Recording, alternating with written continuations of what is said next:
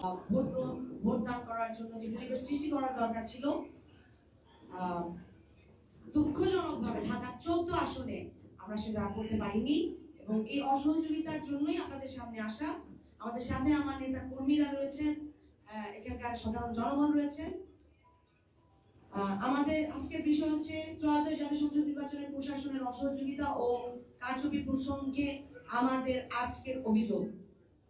ত্রয়োদশ জাতীয় সংসদ নির্বাচনের প্রশাসনের অসহযোগিতা ও কারচুপি যে যে জায়গাটায় ছিল, আমাদের নির্বাচনের সংসদীয় আসন 187 ঢাকা 14-তে আমি আপনাদের সামনে আজকে উপস্থিত হয়েছি। বিগত দিনের গতকালকে সময়ে ঘটে যাওয়া সংঘটিত বিভিন্ন অনিয়ম, প্রশাসনের অসহযোগিতা এবং ভোটের যে কারচুপির অভিযোগ সেইটাকে তুলে ধরার জন্য অন্তত ঢাকা 14 আসনে আমরা আশা করেছিলাম একটা অবাধ, সুষ্ঠু ও নিরপেক্ষ পরিবেশ দিতে পারবো, কিন্তু বাস্তব চিত্র ছিল এটা থেকে ভিন্ন। নির্বাচন চলাকালীন ও ফলাফল প্রক্রিয়ায় একাধিক অনিয়মের ঘটনা ঘটে, যা পুরো প্রক্রিয়াকে প্রশ্নবিদ্ধ করেছে। এবং ঢাকা 14 আসনের এই অভিযোগগুলো, নিম্নোক্ত অভিযোগগুলো আসলে উল্লেখযোগ্য। যেমন, বহু ভোটারকে কেন্দ্রে গিয়ে ভোট প্রদান থেকে বিরত রাখতে বাধা দেওয়া হয়েছে এবং বিভিন্নভাবে ভয় ভীতি প্রদর্শন করা হয়েছে। অনেকগুলো কেন্দ্রে ভোট গণনার সময় কারচুপির অভিযোগ পাওয়া গেছে। পোলিং এজেন্টের কাছ থেকে ভোট গণনার পূর্বেই ফলাফল শিটে স্বাক্ষর নেওয়া হয়েছে, যা সুস্পষ্টভাবে নির্বাচন বিধিমালার পরিপন্থী। প্রশাসনের নিরপেক্ষ ভূমিকা প্রত্যাশিত থাকলেও বাস্তবে একাংশের অসহযোগিতা ও পক্ষপাতমূলক আচরণের অভিযোগ রয়েছে। ভোটের আগের দিন 11 ফেব্রুয়ারি তারিখ গভীর রাতে দাঁড়িপাল্লা প্রতীকের প্রার্থী বিভিন্ন কেন্দ্রে গিয়ে প্রিসাইডিং অফিসারদের সাথে আর্থিক লেনদেন ও ভোটারদের মাঝে অর্থ বিতরণ করেছেন বলে অভিযোগ রয়েছে, যার ভিডিও প্রমাণ, বিভিন্ন নিউজ ফুটেজ সেই দিন রাতেই পাবলিশ করা হয়েছিল, গণমাধ্যমেও এসেছে এবং এগুলো আমাদের কাছেও আছে, আপনাদেরকে প্রোভাইড করা হবে। পোলিং এজেন্টদের স্বাক্ষর ছাড়া রেজাল্ট শীট প্রকাশ করা হয়েছে, এগুলো আমাদের কাছে আছে।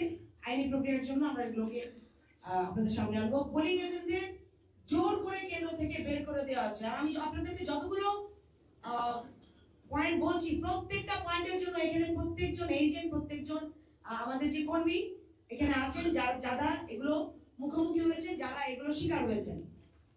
ফলাফল প্রদানে অযৌক্তিক গড়িমসি বিলম্ব করা হয়েছে। বিগত রাত 12টা মাঝরাত পর্যন্ত জানানো হয়নি কোন কেন্দ্রে কত নাম্বার ভোট, কোনোভাবেই একদম চুপ রাখা হয়েছিল। ঢাকা 14 আসনের কোনো ফল প্রকাশ হচ্ছিল না।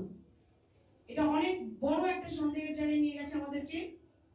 কেন্দ্রের পূর্ণাঙ্গ ফলাফল কোন কোন কেন্দ্রে প্রকাশ না করে সরাসরি নির্বাচন কমিশনে পাঠিয়ে দেওয়া হয়েছে এবং নির্বাচন কমিশনের ব্যালট পেপার হস্তান্তর করা হয়েছে।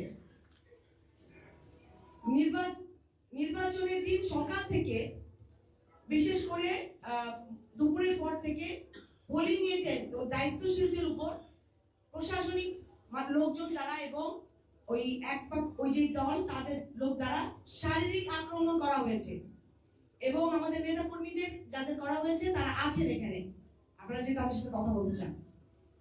এসব ঘটনা শুধু একজন প্রার্থীর প্রতি নয়, বরং গণতান্ত্রিক প্রক্রিয়ার প্রতি অবিচার। এটি নির্বাচনের গ্রহণযোগ্যতা নির্ভর করে তার স্বচ্ছতা, নিরপেক্ষতা ও সঠিক গণনার উপরে, কিন্তু এখানে সেই মৌলিক নীতিগুলো লঙ্ঘিত হয়েছে। এবং আমার সাথে আমার অনেক সিনিয়র নেতৃবৃন্দ এই ক্ষেত্রে আমাদের আহত হয়েছে এবং পোলিং এজেন্টরাও। আমাদের দাবিগুলো হলো, উল্লেখিত সকল অভিযোগের নিরপেক্ষ উচ্চ পর্যায়ে তদন্ত করতে হবে, স্থগিত করতে হবে এই আসনের সকল নির্বাচনী ঘোষণা,